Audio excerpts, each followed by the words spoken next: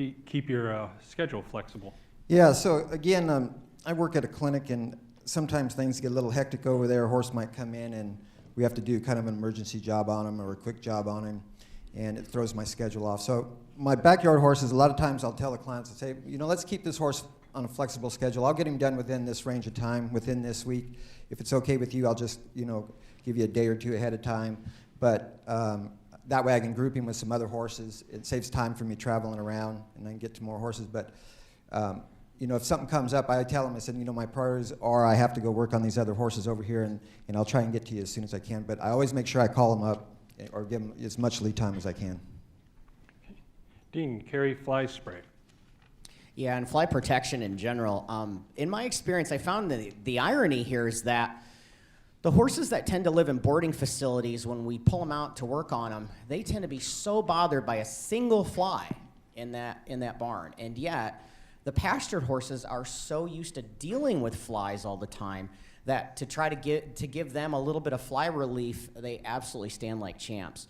So I carry actually a combination of, not only do I carry fly spray, I carry fly wraps for the legs with some of the ones that really like to stomp, and I also carry a fly sheet, as well as I also have a fly swishy, one of those tail swishies that I put in the owner's hand, and it engages them, and they can swish the front end while I'm working on the horse's feet, and it's amazing how much it'll quiet the tail. And again, some of the horses aren't going to even tolerate the fly spray, so I'll use anything and everything depending on what that horse needs.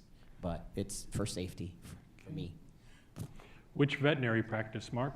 Again, it's worth checking out which vet they're registered with, and it's helpful if it's a vet or veterinary practice that you're familiar with. We often get called to work with certain veterinary practices. I often work with a regular vet practice and vet clinic, a few times each month.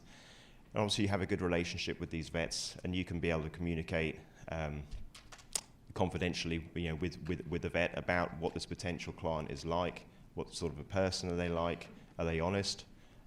Are they going to pay you? Are they paying the backside? What are their horses like to work on? What is the environment that they're in?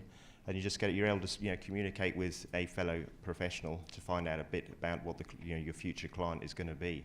And also, it's good because you're going to need a vet at some stage in these horses' life, whether it's a young horse or an old horse. Pete, schedule them first in the morning. Yeah, I like to, especially if you've got barns to go to or like the clinic or something like that, I like to schedule my backyard horses, my 1s and 2s, first thing in the morning. That way I can get to them. If I happen to get to a barn or the clinic or something like that and I get held up and then I have to postpone these horses or set them back, make phone calls, and it becomes a hassle, and sometimes end up putting them off, and that can delay the customer if they're waiting on you. So I like to get them done first thing, gets them out of the way. Then if I get to a barn or a clinic, something comes up, I'm not hampered by time. Dean, carry a lighter box.